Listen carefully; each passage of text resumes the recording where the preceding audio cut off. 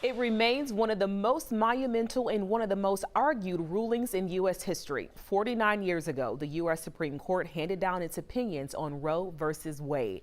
By a 7-2 vote, the justices established the right to abortion for women in every state.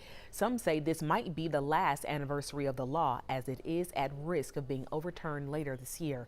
A roundtable discussion in Atlanta brought together researchers, doctors, and advocates for abortion rights and access in the state.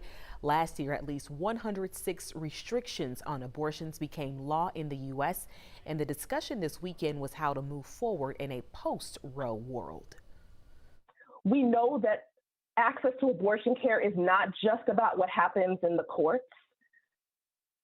It is about our humanity, our liberation, and our futures.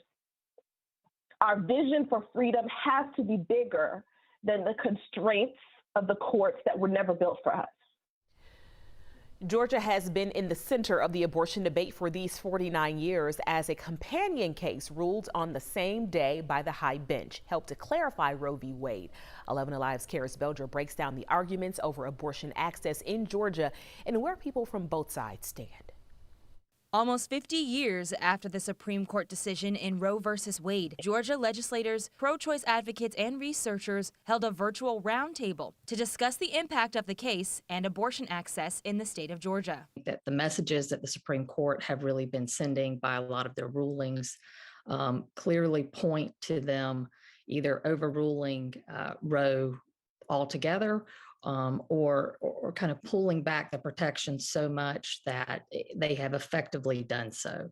State Senator Jen Jordan joined the discussion, where, among other things, the conversation turned to Georgia's heartbeat law. Originally signed in 2019, the law has been tied up in court for 2 years. The judge overseeing the case, Sister Song versus Governor of the state of Georgia, decided in September to wait on ruling until a decision is made on another abortion case out of Mississippi, one that's currently before the Supreme Court. Jordan's concern is the potential impact of laws like those in other states. And I would not be surprised if we see laws or bills like Texas's SB 8 get filed pretty soon.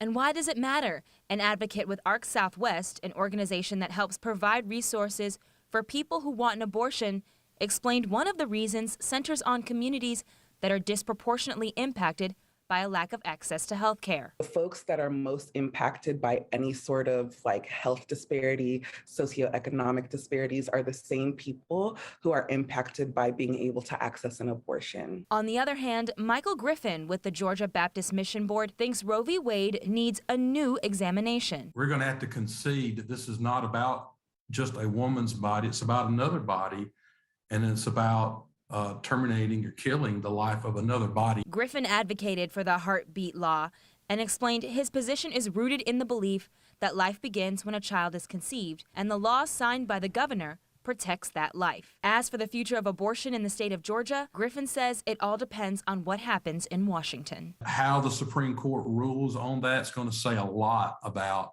what's the future going to be? How far more are we going to be able to need to go? And we do have more on this historic Roe versus Wade decision online at 11alive.com.